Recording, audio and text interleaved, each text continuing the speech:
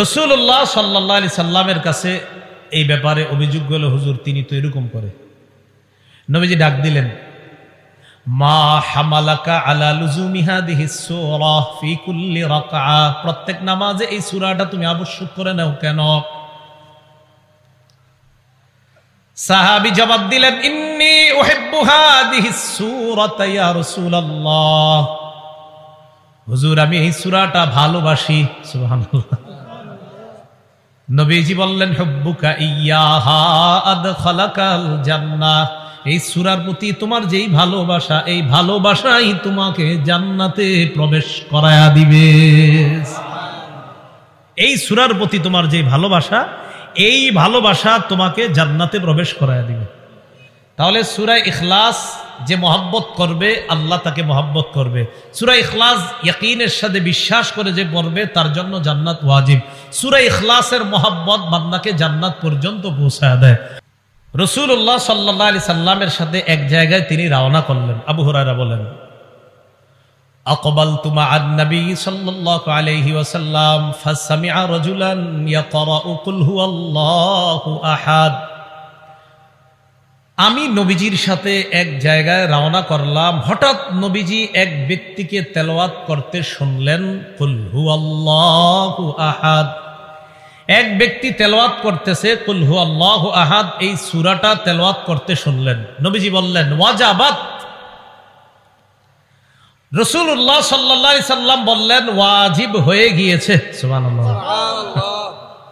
আবু হুরায়রা রাদিয়াল্লাহু তাআলা আনহু বলেন, কুলতু মা ওয়াজাবাত ইয়া রাসূলুল্লাহ, ইয়া রাসূলুল্লাহ কি ওয়াজিব হয়েছে? কিছুই তো বুঝলাম না, আপনার কাছে বুঝতে চাই ওয়াজিব হয়েছে কি, ওয়াজিব হয়েছে বুঝলাম না। একজনের তেলাওয়াত শুনলেন, শোনার পর বললেন ওয়াজিব হয়ে গিয়েছে। আল্লাহ নবী বললেন যে কুল হুয়াল্লাহু আহাদ পড়লো, আর আমি যার তেলাওয়াতটা শুনলাম তার জন্য ওয়াজাবাতিল জান্নাত, জান্নাত ওয়াজিব হয়ে গেছে। কুল হুয়াল্লাহ শুধু পড়েন এমন না, বিশ্বাসও করবেন। বলেন কুল হুয়াল্লাহ কার পরিচয়? কুল হুয়াল্লাহ কার গুণাবলী বর্ণনা? এই বিশ্বাস নিয়ে পড়বেন। রাসূল বলেন তার জন্য জান্নাত ওয়াজিব হয়ে গেছে।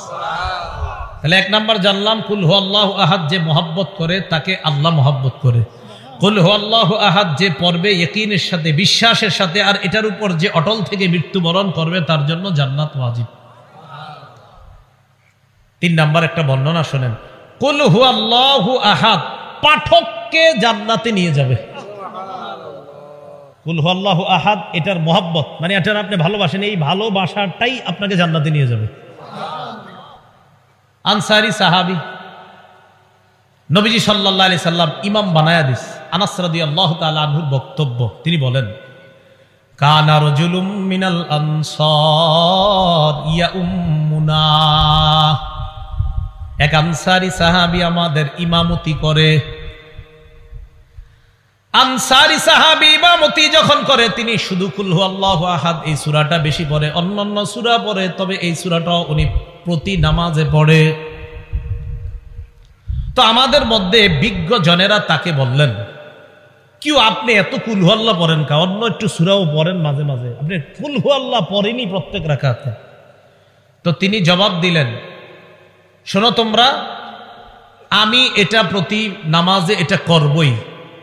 ইন আহবাবতুম, তোমরা যদি পছন্দ করো তাও আমি এটা করব। ওয়া ইন কারিহতুম, যদি অপছন্দ করো তাহলে আমি ছাড়া অন্য কাউরে ইমাম বানাও, কিন্তু আমারে যতদিন ইমাম রাখবা আমি অন্যান্য সূরা তো পড়বো, কুল হুয়াল্লাহু আহাদ এটাও পড়বো। এখন তোমরা মন চাইলে আমারে রাখো ইমাম হিসাবে, নাহলে অন্য একজন ইমাম রাখো। তো সাহাবীগণ জবাব দিলেন, না না না, আপনি তো আমাদের মাঝে সম্মানিত ব্যক্তি, আপনারে কিভাবে পাল্টাই আমরা? রাসূলুল্লাহ সাল্লাল্লাহু আলাইহি সাল্লামের কাছে এই ব্যাপারে অভিযোগ গেল, হুজুর তিনি তো এরকম করে। নবীজি ডাক দিলেন, মা হামালাকা আলা লুজুমি হাদিহিস সূরা ফি কুল্লি রাকআ, প্রত্যেক নামাজে এই সূরাটা তুমি আবশ্যক করে নাও কেন? সাহাবী জবাব দিলেন, ইন্নী উহিব্বু হাদিহিস সূরাতা ইয়া রাসূলুল্লাহ, হুজুর আমি এই সূরাটা ভালোবাসি। সুবহানাল্লাহ। নবীজি বললেন, হুব্বুকা ইয়্যাহা আদখালাকাল জান্নাহ, এই সূরার প্রতি তোমার যেই ভালোবাসা, এই ভালোবাসাই তোমাকে জান্নাতে প্রবেশ করায়া দিবে। এই সূরার প্রতি তোমার যে ভালোবাসা, এই ভালোবাসা তোমাকে জান্নাতে প্রবেশ করায়া দিবে। তাহলে সূরা ইখলাস যে মহব্বত করবে, আল্লাহ তাকে মহব্বত করবে। সূরা ইখলাস ইয়াকিনের সাথে বিশ্বাস করে যে পড়বে, তার জন্য জান্নাত ওয়াজিব। সূরা ইখলাসের মহব্বত বান্দাকে জান্নাত পর্যন্ত পৌঁছায় দেয়। আল্লাহ আমল করার তৌফিক দান করেন। রাসূলুল্লাহ সাল্লাল্লাহু আলাইহি সাল্লামের সাহাবী নাম সাহাল ইবনে মুআজ। কি বললাম? সাহাল ইবনে মুআজ। এই সাহাল ইবনে মুআজ আল জুহানি রাদিয়াল্লাহু তাআলা আনহুর বর্ণনা, তিনি বলেন ক্বালা রাসূলুল্লাহ সাল্লাল্লাহু আলাইহি ওয়াসাল্লাম মান ক্বারাআ কুল হুয়াল্লাহু আহাদ হাত্তা ইয়াখতিমাহা 10 মাররাত। কোন ব্যক্তি যদি 10 বার কুল হুয়াল্লাহু আহাদ এই সূরাটা তেলাওয়াত করে, বানাল্লাহু লাহু কসরান ফিল জান্নাহ, আল্লাহ তার জন্য জান্নাতে একটা প্রাসাদ নির্মাণ করে দেন। সুবহানাল্লাহ। কি নির্মাণ করে দেন? প্রাসাদ। এই যে এটা বাড়ি করতেছে একজন সম্ভবত, এখন আপনাদের অনেকের মনে হইতেছে আহার এটা যে কি করতেছে, আমারও যদি হইতো। তো যেহেতু যাদের টাকা নাই, নগদ 10 বার সূরা ইখলাস পড়বেন। 10 বার এখানে হইতেছে না, 10 বার পড়া নেন হবে। হযরত ওমর ইবনুল খাত্তাব যখন এই বর্ণনা শুনলেন, শোনার পর বললেন, হুজুর আপনি কি বললেন? 10 বার সূরা ইখলাস পড়লে জান্নাতে প্রাসাদ? নবীজি বললেন হ্যাঁ। ওমর বললেন ইযান নাস্তাকসিরু, তাহলে তো হুজুর আরো বেশি পড়তে হবে, প্রাসাদ আরো বাড়াইতে হবে। নবীজি বললেন আল্লাহু আকসারু ওয়া আতিয়াবু, ওমর যত বেশি পড়বা আল্লাহ তত বেশি দিবেন। একটা মুরসাল বর্ণনা, মুরসাল এটা আপনারা বুঝবেন না, এটা হাদিস শাস্ত্রের একটা পরিভাষা মুরসাল। বাকি এটা মুরসালুন জাইয়্যিদ, খুব ভালো মুরসাল। এই মুরসাল বর্ণনার বর্ণনাকারী সাঈদ ইবনুল মুসাইয়্যিব রাহিমাহুল্লাহ, তিনি বলেন ক্বালা রাসূলুল্লাহ সাল্লাল্লাহু আলাইহি ওয়াসাল্লাম মান ক্বারাআ কুল হুয়াল্লাহু আহাদ 10 মাররাত বানাল্লাহু লাহু কসরান ফিল জান্নাহ। কোন ব্যক্তি যদি 10 বার সূরা ইখলাস পাঠ করে, তার জন্য জান্নাতে আল্লাহ একটা প্রাসাদ নির্মাণ করে দেয়। ওয়া মান ক্বারাআহা 20 মাররাতান বানাল্লাহু লাহু কসরাইনি ফিল জান্নাহ। কোন ব্যক্তি যদি 20 বার সূরা ইখলাস তেলাওয়াত করে, আল্লাহ তার জন্য জান্নাতে 2টা প্রাসাদ নির্মাণ করে দেয়। ওয়া মান ক্বারাআহা 30 মাররাতান, কোন ব্যক্তি যদি 30 বার কুল হুয়াল্লাহু আহাদ পড়ে, বানাল্লাহু লাহু সালাসাতা কুসুরিন ফিল জান্নাহ, আল্লাহ তার জন্য জান্নাতের মধ্যে 3টা প্রাসাদ নির্মাণ করে দেয়। তাহলে 10 বারে একটা প্রাসাদ, 20 বারে 2টা প্রাসাদ, আর 30 বার যদি কেউ পড়ে, তার জন্য আল্লাহ জান্নাতে 3টি প্রাসাদ নির্মাণ করে দেন। এই জন্য সূরা ইখলাস এটা আমরা পাঠ করব, আল্লাহ তৌফিক দান করেন। রাসূলুল্লাহ সাল্লাল্লাহু আলাইহি সাল্লাম সাহাবীদেরকে বললেন আয়াজিজু আহাদুকুম আন ইয়াকরা সুলুসাল কুরআন ফি কুল্লি লাইলা। তোমাদের কেউ কি অক্ষম প্রতি রাতে কোরআনের 1/3 তোমরা তেলাওয়াত করে ঘুমাবা? এটা কি তোমাদের মধ্যে কেউ অক্ষম, অপারগ কেউ কি পারবে না এটা? সাহাবীরা বলতেছে আইয়ুনা ইউতিকু যালিকা ইয়া রাসূলুল্লাহ, হুজুর এটা আবার কে পারবে? কোরআনের 1/3 তেলাওয়াত করা সবার জন্য তো সহজ না বিষয়টা হুজুর।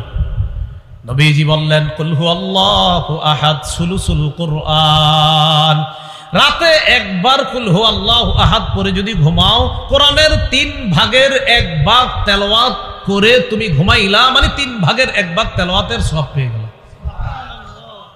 عن جابر بن عبد الله رضي الله تعالى عنهما أن أعرابيا جاء إلى النبي صلى الله عليه وسلم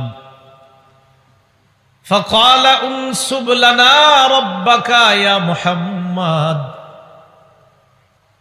জাবির ইবনে আব্দুল্লাহ রাদিয়াল্লাহু তাআলা আনহুর বর্ণনা, এক গ্রাম্য ব্যক্তি আল্লাহ রাসূলের কাছে এসে বলে, মুহাম্মদ তুমি তোমার রবের বংশ পরিচয় দাও, তোমার রবের নসবনামা দাও।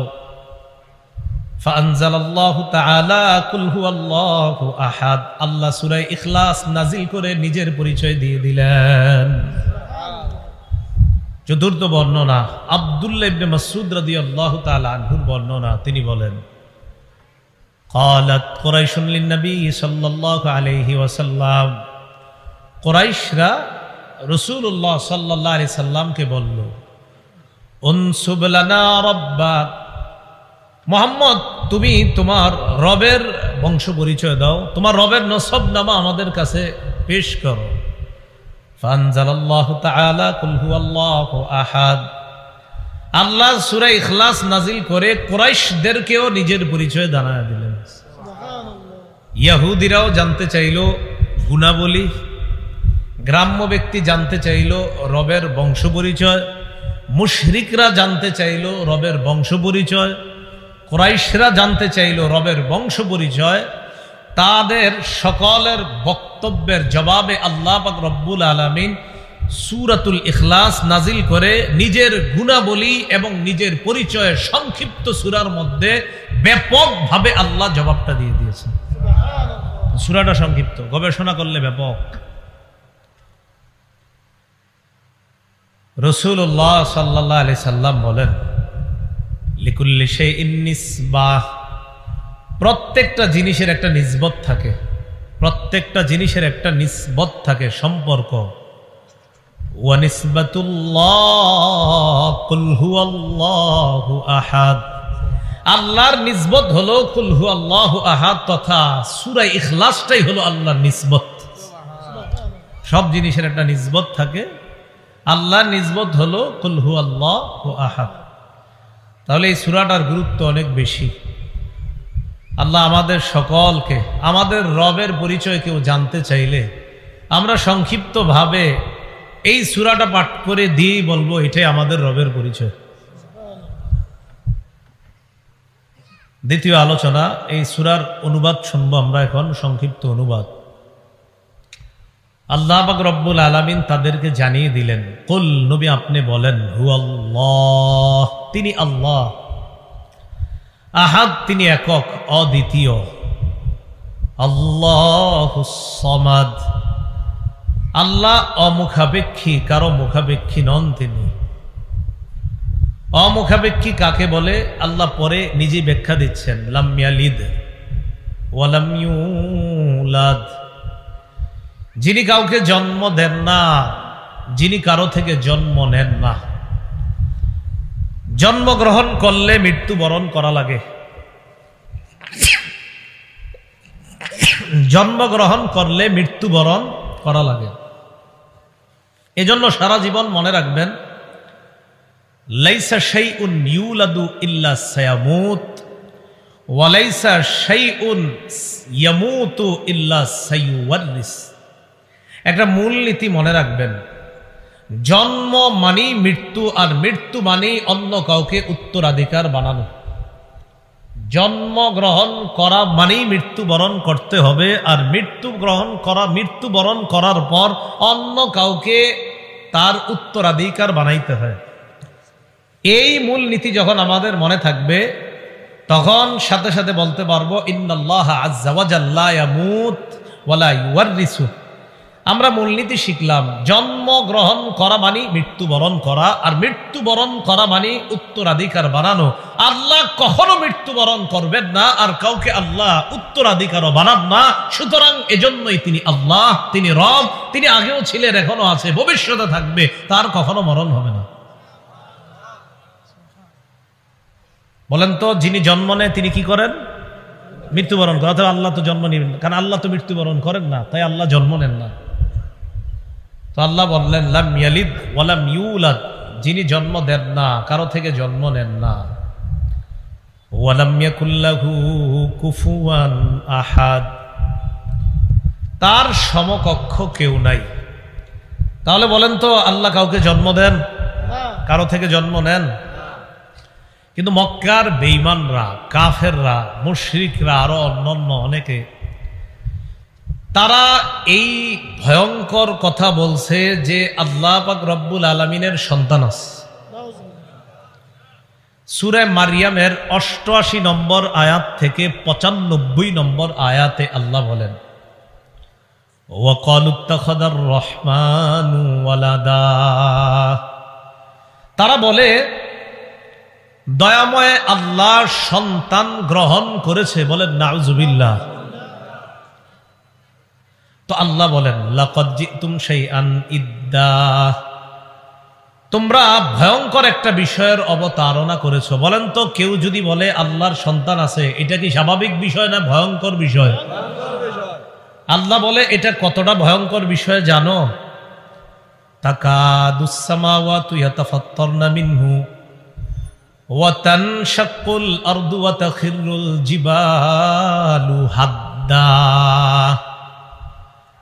কেউ যখন বলবে যে আল্লাহর সন্তান আছে, তখন আসমান তার এই কথা শুই না ফেটে যাওয়ার উপক্রম হয়, জমিন বিদীর্ণ হওয়ার উপক্রম হয়, পাহাড়গুলা টুকরা টুকরা হওয়ার উপক্রম হয় ওই বান্দার এই কথা শুই না যে ছি ছি, এটা কেমন কথা বলে রবের ব্যাপারে।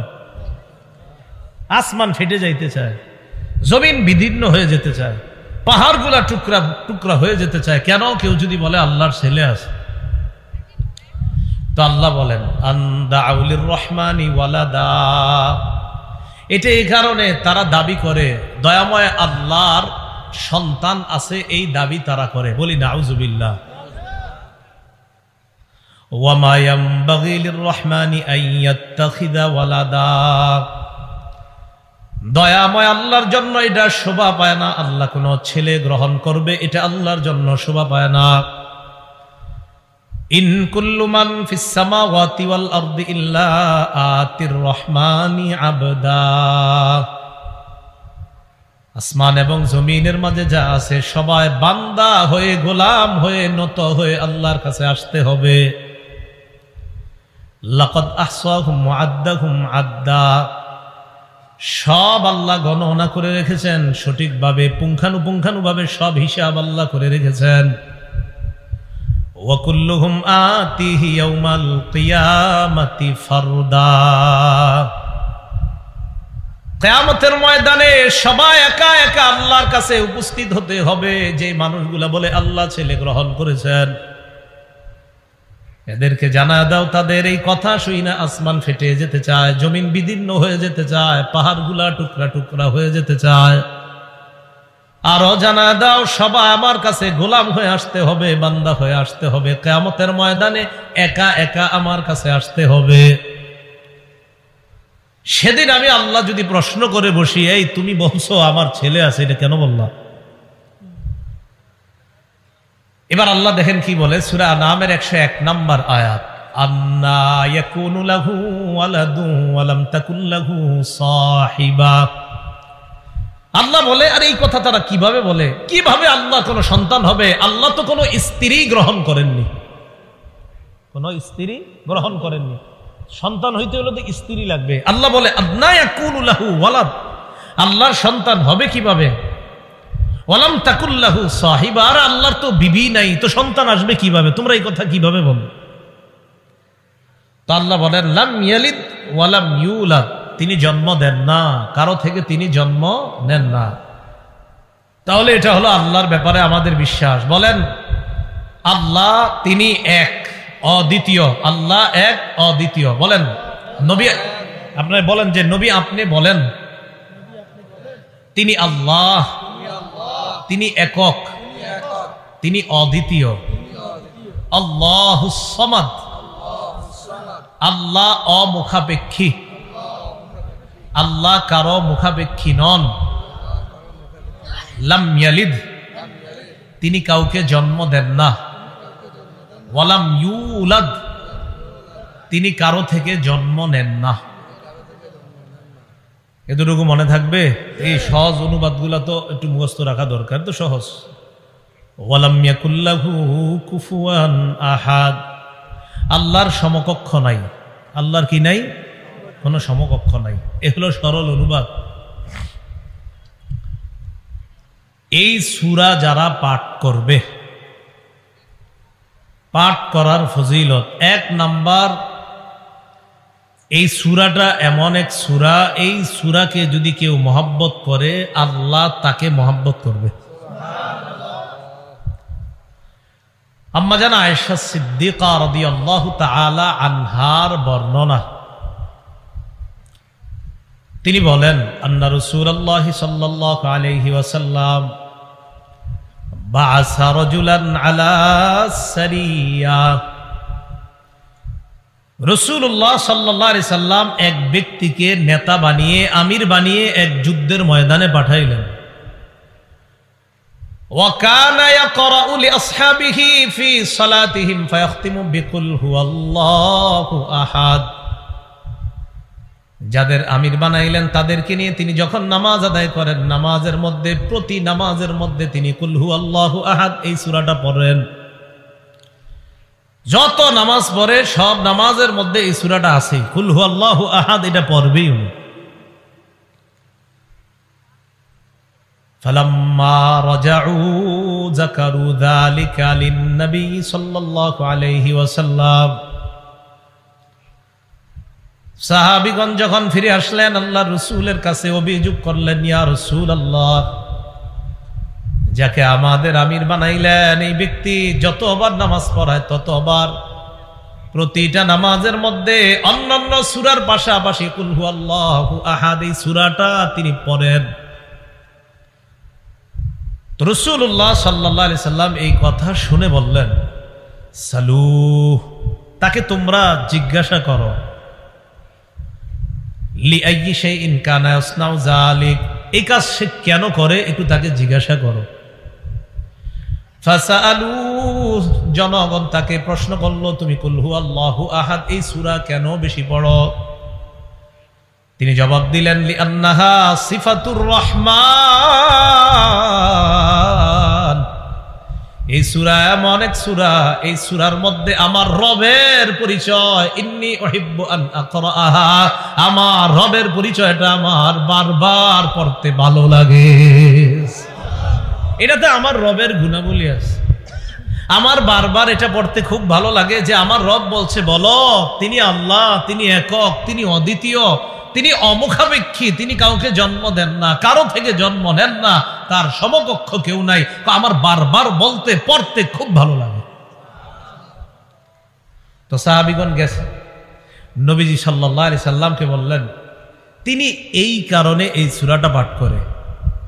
ফাকালা রাসূলুল্লাহ সাল্লাল্লাহু আলাইহি ওয়াসাল্লাম, রাসূলুল্লাহ সাল্লাল্লাহু আলাইহি সাল্লাম বললেন, আখবিরুহু আন্নাল্লাহা ইউহিব্বুহু,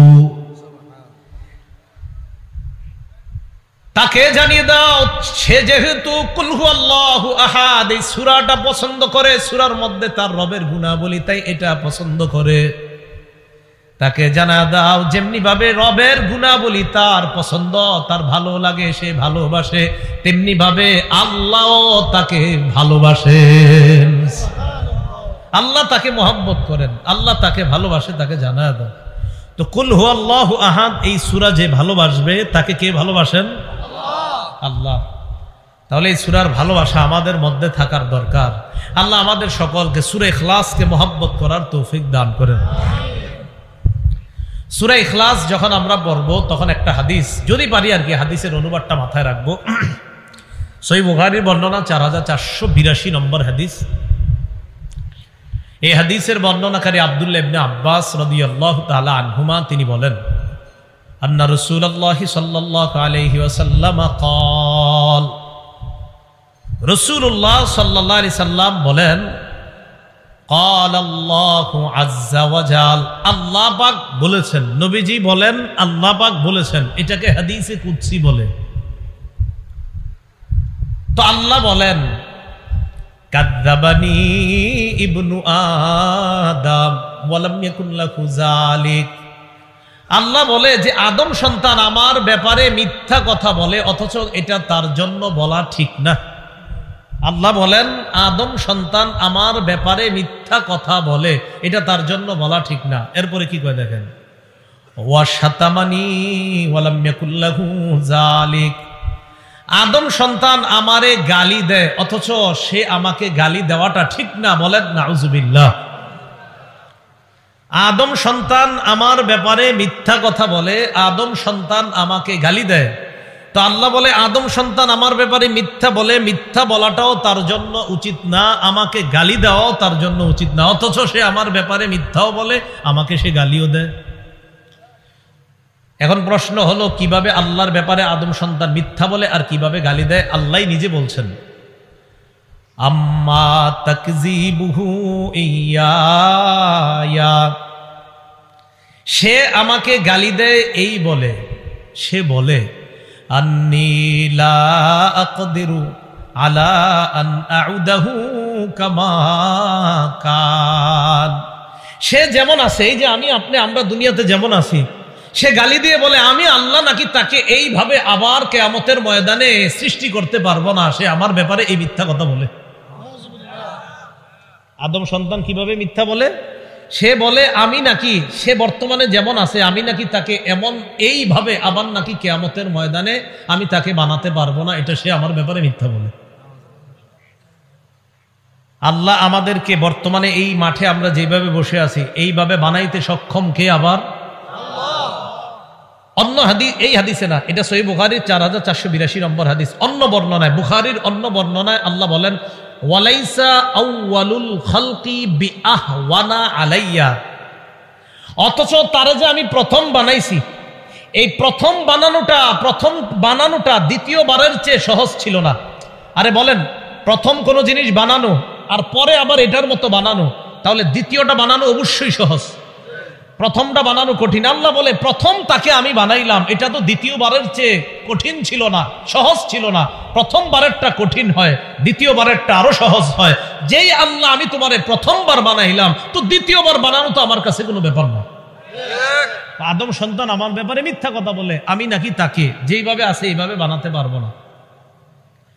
আল্লাহ বলে বানাতে পারবো অবশ্যই। কেমন বলেন তো? আমাদের পৃথিবীতে 7 জন 8 জন 10 জনের চেহারা যদিও মিলে যায়, আমাদের কি মিলবে না?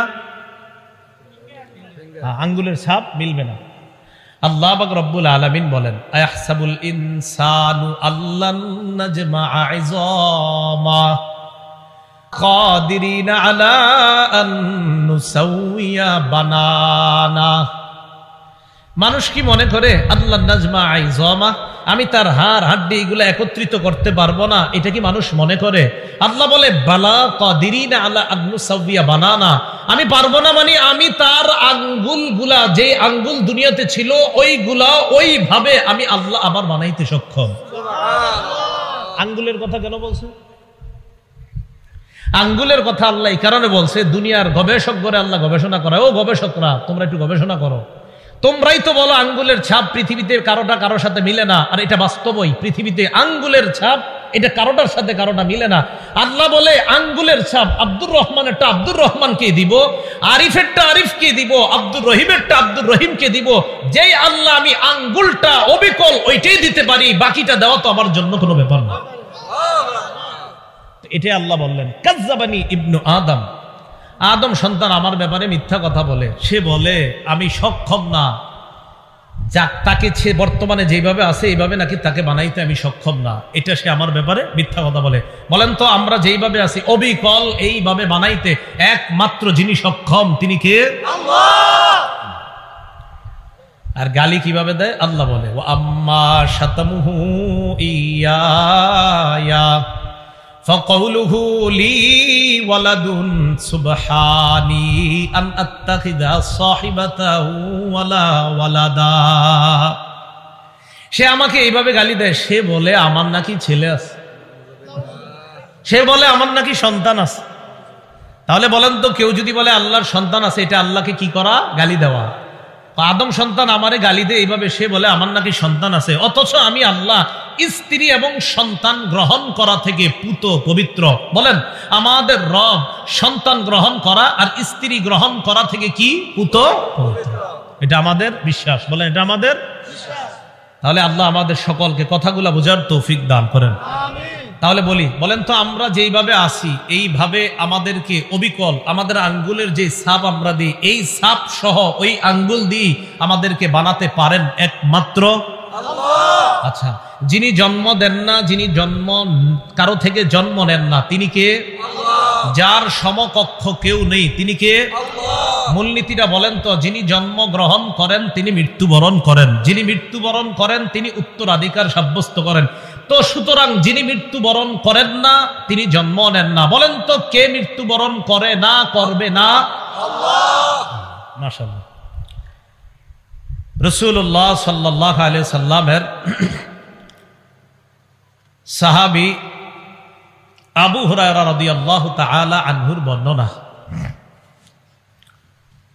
রাসূলুল্লাহ সাল্লাল্লাহু আলাইহি সাল্লামের সাথে এক জায়গায় তিনি রওনা করলেন। আবু হুরায়রা বলেন, আকবালতু মা'আন নবী সাল্লাল্লাহু আলাইহি ওয়াসাল্লাম ফাসামি'a রাজুলান ইয়াকরাউ কুল হুয়াল্লাহু আহাদ। আমি নবীজির সাথে এক জায়গায় রওনা করলাম, হঠাৎ নবীজি এক ব্যক্তিকে তেলাওয়াত করতে শুনলেন কুল হুয়াল্লাহু আহাদ। এক ব্যক্তি তেলাওয়াত করতেছে কুল হুয়াল্লাহু আহাদ, এই সূরাটা তেলাওয়াত করতে শুনলেন। নবীজি বললেন ওয়াজাবাত। রাসূলুল্লাহ সাল্লাল্লাহু আলাইহি সাল্লাম বললেন ওয়াজিব হয়ে গিয়েছে। সুবহানাল্লাহ। আবু হুরায়রা রাদিয়াল্লাহু তাআলা আনহু বলেন, কুলতু মা ওয়াজাবাত ইয়া রাসূলুল্লাহ। ইয়া রাসূলুল্লাহ, কি ওয়াজিব হয়েছে? কিছুই তো বুঝলাম না, আপনার কাছে বুঝতে চাই ওয়াজিব হয়েছে কি, ওয়াজিব হয়েছে বুঝলাম না। একজনের তেলাওয়াত শুনলেন, শোনার পর বললেন ওয়াজিব হয়ে গিয়েছে।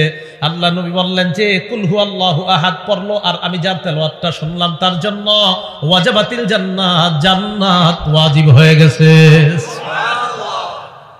কুল হুয়াল্লাহ শুধু পড়েন এমন না, বিশ্বাসও করবেন। বলেন কুল হুয়াল্লাহ কার পরিচয়? কুল হুয়াল্লাহ কার গুণাবলী বর্ণনা? এই বিশ্বাস নিয়ে পড়বেন। রাসূল বলেন তার জন্য জান্নাত ওয়াজিব হয়ে গেছে। তাহলে এক নাম্বার জানলাম কুল হুয়াল্লাহু আহাদ যে মহব্বত করে তাকে আল্লাহ মহব্বত করে। কুল হুয়াল্লাহু আহাদ যে পড়বে ইয়াকিনের সাথে, বিশ্বাসের সাথে, আর এটার উপর যে অটল থেকে মৃত্যুবরণ করবে তার জন্য জান্নাত ওয়াজিব। 3 নাম্বার একটা বর্ণনা শুনেন, কুল হুয়াল্লাহু আহাদ পাঠককে জান্নাতে নিয়ে যাবে। কুল হুয়াল্লাহু আহাদ এটার মহব্বত মানে এটার আপনি ভালোবাসেন, এই ভালোবাসাটাই আপনাকে জান্নাতে নিয়ে যাবে। আনসারী সাহাবী, নবীজি সাল্লাল্লাহু আলাইহি সাল্লাম ইমাম বানায়া দিস। আনাস রাদিয়াল্লাহু তাআলা আনহুর বক্তব্য, তিনি বলেন কানা রাজুলুম মিনাল আনসার ইয়াউম্মুনা। এক আনসারী সাহাবী আমাদের ইমামতি করে। আনসারী সাহাবী ইমামতি যখন করে তিনি শুধু কুল হুয়াল্লাহু আহাদ এই সূরাটা বেশি পড়ে, অন্যান্য সূরা পড়ে, তবে এই সূরাটাও উনি প্রতি নামাজে পড়ে। তো আমাদের মধ্যে বিজ্ঞ জনেরা তাকে বললেন, কি আপনি এত কুল হুয়াল্লাহ পড়েন কা, অন্য একটু সূরাও পড়েন মাঝে মাঝে, আপনি কুল হুয়াল্লাহ পড়েনি প্রত্যেক রাকাতে। তো তিনি জবাব দিলেন, শোনো তোমরা, আমি এটা প্রতি নামাজে এটা করবই। ইন আহবাবতুম, তোমরা যদি পছন্দ করো তাও আমি এটা করব।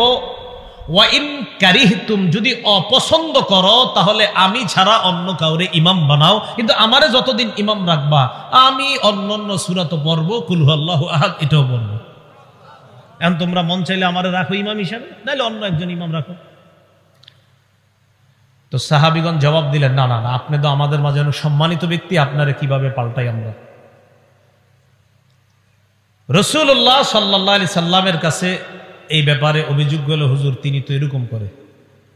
নবীজি ডাক দিলেন, মা হামালাকা আলা লুজুমি হাদিহিস সূরা ফি কুল্লি রাকআ, প্রত্যেক নামাজে এই সূরাটা তুমি আবশ্যক করে নাও কেন? সাহাবী জবাব দিলেন, ইন্নী উহিব্বু হাদিহিস সূরাতা ইয়া রাসূলুল্লাহ, হুজুর আমি এই সূরাটা ভালোবাসি। সুবহানাল্লাহ। নবীজি বললেন, হুব্বুকা ইয়্যাহা আদখালাকাল জান্নাহ, এই সূরার প্রতি তোমার যেই ভালোবাসা, এই ভালোবাসাই তোমাকে জান্নাতে প্রবেশ করায়া দিবে। এই সূরার প্রতি তোমার যে ভালোবাসা, এই ভালোবাসা তোমাকে জান্নাতে প্রবেশ করায়া দিবে। তাহলে সূরা ইখলাস যে মহব্বত করবে আল্লাহ তাকে মহব্বত করবে। সূরা ইখলাস ইয়াকিনের সাথে বিশ্বাস করে যে পড়বে তার জন্য জান্নাত ওয়াজিব। সূরা ইখলাসের মহব্বত বান্দাকে জান্নাত পর্যন্ত পৌঁছায় দেয়। আল্লাহ আমল করার তৌফিক দান করেন। রাসূলুল্লাহ সাল্লাল্লাহু আলাইহি সাল্লামের সাহাবী নাম সাহাল ইবনে মুআজ। কি বললাম? সাহাল ইবনে মুআজ। এই সাহাল ইবনে মুআজ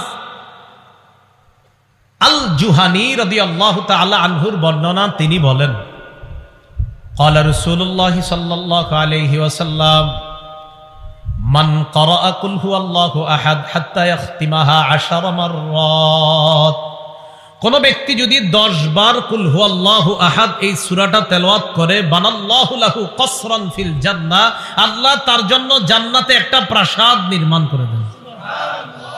কি নির্মাণ করে দেন? প্রাসাদ। এই যে এটা বাড়ি করতেছে একজন সম্ভবত। এখন আপনাদের অনেকের মনে হইতেছে আর এটা যে কি করতেছে, আমারও যদি হইতো। তো যেহেতু যাদের টাকা নাই নগদ 10 বার সূরা ইখলাস পড়বেন। 10 বার এখানে হইতেছে না, 10 বার পড়া নেন হবে।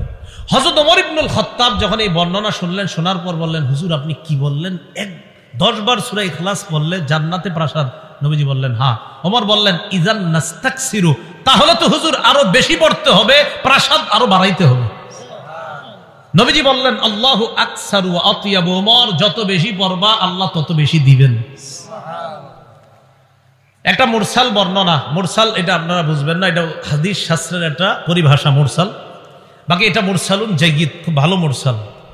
এই মুরসাল বর্ণনার বর্ণনাকারী সাঈদ ইবনুল মুসাইয়্যিব রাহিমাহুল্লাহ, তিনি বলেন ক্বালা রাসূলুল্লাহ সাল্লাল্লাহু আলাইহি ওয়াসাল্লাম মান ক্বারাআ কুল হুয়াল্লাহু আহাদ 10 মাররাত বানাল্লাহু লাহু কসরান ফিল জান্নাহ, কোন ব্যক্তি যদি 10 বার সূরা ইখলাস পাঠ করে তার জন্য জান্নাতে আল্লাহ একটা প্রাসাদ নির্মাণ করে দেয়। ওয়া মান ক্বারাআহা 20 মাররাতান বানাল্লাহু লাহু কসরাইনি ফিল জান্নাহ, কোন ব্যক্তি যদি 20 বার সূরা ইখলাস তেলাওয়াত করে আল্লাহ তার জন্য জান্নাতে 2টা প্রাসাদ নির্মাণ করে দেয়। ওয়া মান ক্বারাআহা 30 মাররাতান, কোন ব্যক্তি যদি 30 বার কুল হুয়াল্লাহু আহাদ পড়ে বানাল্লাহু লাহু সালাসাতা কুসুরিন ফিল জান্নাহ, আল্লাহ তার জন্য জান্নাতের মধ্যে 3টা প্রাসাদ নির্মাণ করে দেয়।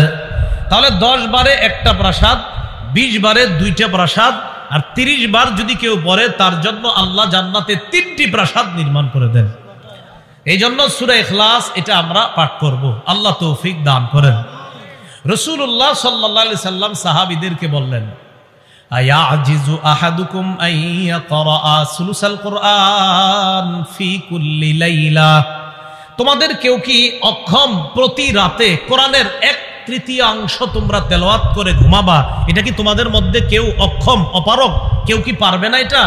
সাহাবীরা বলতেছে আইয়ুনা ইউতিকু যালিকা ইয়া রাসূলুল্লাহ, হুজুর এটা আবার কে পারবে? কোরআনের 1/3 তেলাওয়াত করা সবার জন্য তো সহজ না বিষয়টা হুজুর।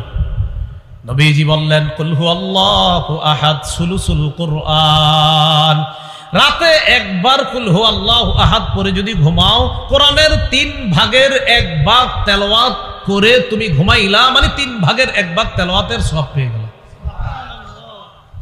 রাসূলুল্লাহ সাল্লাল্লাহু আলাইহি সাল্লামের সাহাবী আবু হুরায়রা রাদিয়াল্লাহু তাআলা আনহুর বর্ণনা, রাসূল সাল্লাল্লাহু আলাইহি সাল্লামের সাহাবী মুআজ ইবনে উবাইদুল্লাহর বর্ণনা, মুআজ ইবনে উবাইদুল্লাহ ইবনে খুবাইব তার বর্ণনা, তিনি বলেন ইনতাজারনা রাসূলুল্লাহ সাল্লাল্লাহু আলাইহি ওয়াসাল্লাম ইউসাল্লি বিনা, আমরা অপেক্ষা করতে লাগলাম রাসূল আসবে, আয়েশা আমাদেরকে নামাজ পড়াবেন। তো রাসূলুল্লাহ সাল্লাল্লাহু আলাইহি সাল্লাম আমাদের কাছে আসলেন, আসার পর আমাকে বললেন কুল, তুমি বলো। বলেন তো নবীজি সাহাবীকে কি বললেন? তুমি বলো। কেন আপনাদেরকে আমি বললাম আপনারা বলেন, বলেন তো কি বলেন? মানে আপনারা দিদি বুঝছেন ঠিক না? তো নবীজি সাহাবীকে বলেন কুল, তুমি বলো। তো সাহাবী কয় ফাসাকাত, তো আমি চুপ রইলাম। যেমন আপনাদের মাঝে অনেকে চুপ ছিল, মানে বুঝে না আসলে কি কইতাছে, মানে আমরা বলবো মানে কি বলবো, ঠিক সাহাবীও বুঝতে পারেন নাই। নবীজি বলে তুমি বলো, সাহাবী কয় সাকাত, তো চুপ রইলাম। নবীজি আবার বললেন কুল, বলো। সাহাবী সাহস করে কয় আমি বললাম মা আকুল, হুজুর কি কমু? আপনাদেরকে বললাম বলেন, আপনারা এখন বলেন কি বলবো বলেন। হ্যাঁ, সাহাবীকে বললেন তুমি বলো। সাহাবী বলে হুজুর কি বলবো? নবীজি বললেন কুল কুল হুয়াল্লাহু আহাদ, তুমি বলো কুল হুয়াল্লাহু আহাদ ওয়াল মুআউযিযাতাইন সালাসা, তুমি বলো কুল হুয়াল্লাহু আহাদ, কুল আউযু রাব্বিল ফালাক, কুল আউযু বিরাব্বিন নাস, প্রত্যেকটা 3 বার করে। বলেন প্রত্যেকটা কয়বার করে? তাকফিকা ফি কুল্লি ইয়াউমিন মাররাতাইন, ফজরের পরে 1 বার, মাগরিবের মানে ফজরের পরে 3 বার, প্রত্যেকটা 3 বার করে 9 বার, মাগরিবের পরে 3 বার করে 9 বার। নবীজি বলেন এই আমলটা যদি প্রতিদিন 2 বার করো, 2 বার মানে 2 বেলা, ফজরের পর 1 বেলা, মাগরিবের পর আরেক বেলা। ফজরের নামাজের পর 3 বার কুল হু আল্লাহ, 3 বার ফালাক, 3 বার নাস, মাগরিবের পর 3 বার কুল হু আল্লাহ, 3 বার ফালাক, 3 বার নাস। নবী বলেন তাকফিকা ফি কুল্লি ইয়াউম, এই 3টা সূরা তুমি যে পড়লা 3 বার করে, সারা দিন বিপদ আপদ থেকে বাঁচার জন্য যথেষ্ট হয়ে যাবে। বাচ্চারা তো পারে না, এদেরকে কি করবেন, স্কুলে মাদ্রাসায় পাঠানোর সময় আপনি নিজে পড়ে ফুদিয়ে দিবেন, আর যারা পারে ওদেরকে মুখ দিয়ে বলাবেন, এই বলো 3 বার করে এটারে পড়াবেন, তারপর এটারে মাদ্রাসা স্কুলে পাঠাবেন।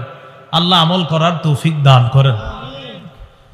রাসূলুল্লাহ সাল্লাল্লাহু আলাইহি সাল্লামের সাহাবী আবু হুরায়রা রাদিয়াল্লাহু তাআলা আনহুর বর্ণনা, তিনি বলেন খরাজান নবী সাল্লাল্লাহু আলাইহি ওয়াসাল্লাম, আল্লাহ রসুল ঘর থেকে বের হলেন। বের হওয়ার পর বললেন উহশুদু, এই তোমরা কাছাকাছি এসে বসো।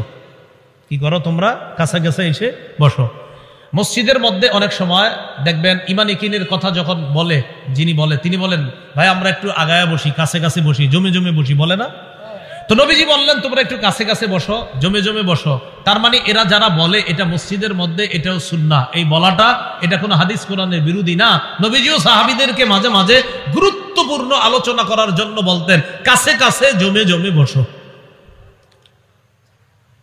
ফাহুশিদা মান হুশিদা, যারা আসার তারা নবীর কাছে আসলেন। আসার পর আল্লাহ নবী বললেন ফা ইন্নী সাআকরাউ আলাইকুম সুলুসাল কুরআন, নবীজি বললেন কাছে কাছে বসো, আমি তোমাদেরকে আজকে কোরআনের 3 ভাগের 1 ভাগ পড়ে শোনাবো। কি শোনাবো? কোরআনের 3 ভাগের 1 ভাগ। 10 পারা পড়তে কতক্ষণ লাগবে? অনেক সময় লাগবে। আমি তোমাদেরকে 3 ভাগের 1 ভাগ পড়ে শোনাবো। সাহাবারা আল্লাহ নবীর কাছে যায়। যাওয়ার পর আল্লাহ নবীর সামনে বসলেন। বসার পর নবীজি পড়লেন কুল হু আল্লাহু আহাদ। নবীজি পড়লেন কুল হু আল্লাহু আহাদ, এই সূরাটা পড়লেন। পড়ার পর সুম্মা দাখলা, আবার ঘরে ঢুকে গেছে। তো সাহাবীরা একজন আরেকজনকে কয় কি ব্যাপার, নবীজি না বললেন আমাদের সামনে নাকি কোরআনের 3 ভাগের 1 ভাগ পড়বে, কই সামান্য 3টা কি পড়লেন সূরা, 3টা আয়াত পুরো আবার চলে গেলেন কোথায়? নবীজি তো 3 ভাগের 1 ভাগ পড়ার কথা, পড়লো না তো। কয় মনে হয় আসমান থেকে কোনো কিছু আসবে, তারপর হয়তো জানাবে আমাদেরকে। এটা সাহাবীরা একজন আরেকজনকে কয় ইন্নী লা আরাহা খাবরাম মিনাস সামাই জাআ, যে মনে হচ্ছে আসমানের কোনো সংবাদ আসবে, তারপর জানাবে। সাহাবীরা একে অপরকে এই কথাগুলো বলতেছে। ইতিমধ্যে নবীজি বের হলেন। বের হওয়ার পর বললেন আচ্ছা আমি কি বলছি তোমাদেরকে? আমি বলেছিলাম কোরআনের 3 ভাগের 1 ভাগ পড়ে শোনাবো, এই কথা আমি তোমাদেরকে বলেছিলাম। তো সাহাবীগণ তো মন দিয়ে শুনতেছে। নবীজি বলেন আমি তোমাদের সামনে কুল হু আল্লাহ সূরাটা পড়েই তো ঘরে গিয়েছিলাম। এই যে কুল হু আল্লাহ আমি পড়েছিলাম, ইন্নাহা লা তা'দিলু সুলুসাল কুরআন, এই সূরাটাই কোরআনের 3 ভাগের 1 ভাগ। তো কুল হু আল্লাহু আহাদ একবার যদি কেউ তেলাওয়াত করে, আল্লাহ তাকে কোরআনের 3 ভাগের 1 ভাগ তেলাওয়াত করার সওয়াব দান করে। তো 2 বার যদি কেউ পড়ে, কোরআনের 3 ভাগের 2 ভাগ তেলাওয়াত করার সওয়াব দান করে। কেউ যদি 3 বার পড়ে, আল্লাহ তাকে কোরআনের 3 ভাগ মানে কোরআনের পুরা 3 ভাগ পড়ার সওয়াব আল্লাহ তার আমল নামায় লিপিবদ্ধ করে দেয়। এখন এই কুল হু আল্লাহু আহাদ এই সূরাটা আমরা নামাজের মধ্যে আমল করতে পারি। বিশেষ করে মাগরিবের 2 রাকাত সুন্নতে প্রথম রাকাতে কুল ইয়া আইয়ুহাল কাফিরুন এই সূরাটা, আর মাগরিবের নামাজের সুন্নতের 2য় রাকাতে কুল হু আল্লাহু আহাদ। ফজরের নামাজের সুন্নতের প্রথম রাকাতে কুল ইয়া আইয়ুহাল কাফিরুন। ফজরের সুন্নতের 2য় রাকাতে কুল হু আল্লাহু আহাদ। রাসূলুল্লাহ সাল্লাল্লাহু আলাইহি সাল্লাম মসজিদে গেলেন। যাওয়ার পর দেখলেন এক সাহাবী ফজরের নামাজের সুন্নত পড়তেছে। ফজরের নামাজের সুন্নত পড়তেছে। সুন্নতের প্রথম রাকাতে পড়তে লাগলেন কুল ইয়া আইয়ুহাল কাফিরুন। এই সূরাটা পড়তে লাগলেন প্রথম রাকাতে। তো যখন প্রথম রাকাতে এই সূরাটা পড়তে লাগলেন, নবীজি তার পাশ দিয়ে গেলেন। যাওয়ার পর রাসূলুল্লাহ সাল্লাল্লাহু আলাইহি সাল্লাম তার পাশ দিয়ে গেলেন। আর যখন শুনলেন যে এই ব্যক্তি কুল ইয়া আইয়ুহাল কাফিরুন এটা পড়তেছে, তো রাসূলুল্লাহ সাল্লাল্লাহু আলাইহি সাল্লাম বললেন এই ব্যক্তি আল্লাহর একত্ববাদ স্বীকার করে নিয়েছে, আল্লাহ ছাড়া অন্য যারা আছে তথা শিরিক থেকে নিজেকে বাঁচিয়ে নিয়েছে। কোন সূরা পড়ছে? এরপর আবার যাইতেছে, দেখে দ্বিতীয় রাকাতে পড়ে কুল হুয়াল্লাহু আহাদ, এই সূরাটা নবীজি বললেন হাদা রাজুলুন ক্বাদ আরাফা রাব্বাহ। মাশাআল্লাহ, এই ব্যক্তি এমন এক সূরা পড়ছে যেই সূরা পড়ার কারণে, পড়ার মাধ্যমে বোঝা যায় এই ব্যক্তি তার রবকে চিনতে পারছে। তাহলে ফজরের নামাজের সুন্নতে প্রথম রাকাতে কুল ইয়া আইয়ুহাল কাফিরুন, আর দ্বিতীয় রাকাতে কুল হুয়াল্লাহু আহাদ, আর মাগরিবের সুন্নতের প্রথম রাকাতে কুল ইয়া আইয়ুহাল কাফিরুন, আর দ্বিতীয় রাকাতে কুল হুয়াল্লাহু আহাদ, এই আমলটা করা। তাহলে সূরা ইখলাসের এই আমলটা আমরা সবাই করব তো ইনশাআল্লাহ। সূরা ইখলাসের যে কথাগুলা বলা হলো, আমরা যারা পারি 3 বার প্রতি রাতে ঘুমের সময় পড়ব, আর যারা পারি ইনশাআল্লাহ আমরা 10 বার যদি পড়ি তাহলে জান্নাতে একটা প্রাসাদ নির্মাণ করবে, যেটা আমরা জানতে পারলাম। তো এই আমলগুলা ইনশাআল্লাহ আমরা করার চেষ্টা করব। আল্লাহ তৌফিক দান করেন। আল্লাহ পাক রব্বুল আলামিন আমাদের সকলকে একত্ববাদের স্বীকার করে, আল্লাহর একত্ববাদের স্বীকার, এই একত্ববাদের বিশ্বাস নিয়ে আল্লাহর পরিচয় নিয়ে যেন আমরা কবরে যাইতে পারি, আল্লাহ তৌফিক দান করেন। আমিন। আখিরু দাওয়ানা আনিল হামদুলিল্লাহি রাব্বিল আলামিন।